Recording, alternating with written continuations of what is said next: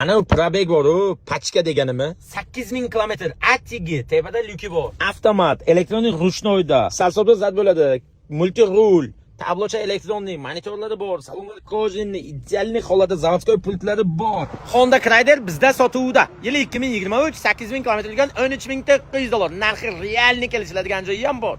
Avvayana Mashina zo'r holatda. Sizga qiziqmi? Like ni bosing, videoni oxirigacha ko'ring. Bitta amajini ko'rsatib beraman. Orqalar tonirovka, eshikni kattaligiga bitta like bosish kerak. Salonlari juda keng, poliklari bor, ko'zalar match turibdi. Tepadagi lyuk alohida vidni beradi. Zavodskoy sakadiska balonlar o'rta holatda, pultlari ham chaqqa ishlaydi. Faralar polni LED, qad-qomat zo'r turibdi. Olish kerak.